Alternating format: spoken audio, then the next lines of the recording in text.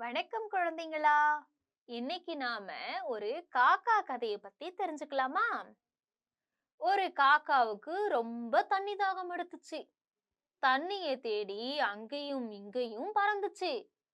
வழியில ஒரு கழுகு பாட்டில் நிறைய தண்ணிய வச்சு குடிச்சிட்டு இருந்தது.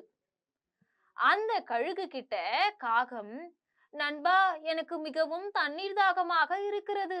நீ எனக்கு கொஞ்சம் தண்ணீர் கொடு அப்படின்னு கேட்டுச்சு.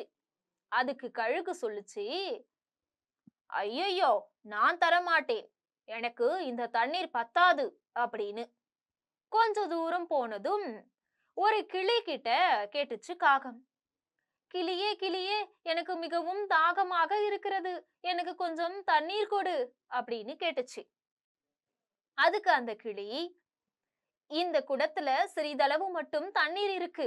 ஆனா அதை எப்படி குடிப்பது என்பது எனக்கு தெரியவில்லை. முடிந்தால் நீ அதை குடித்துக்கொள் அப்படின்னு சொல்லுச்சு. காகம் கொஞ்ச நேரம் யோசிச்சுட்டு பக்கத்துல இருந்த சின்ன சின்ன கல்லை எடுத்து அந்த குடத்துக்குள்ள போட்டுச்சு. தண்ணி இப்போ மேல வந்துருச்சு. இப்போ காகம் கிளி ரெண்டு பேரும் சேர்ந்து அந்த தண்ணீரை குடிச்சாங்க. குழந்தைங்களா, நம்ம கிட்ட யாராவது இந்த மாதிரி தண்ணி கேட்டா அந்த கிளி மாதிரி தான் நம்ம நடந்துக்கணும். அந்த கழுக மாதிரி நாம இருக்கவே கூடாது. புரிஞ்சதுங்களா? இன்னொரு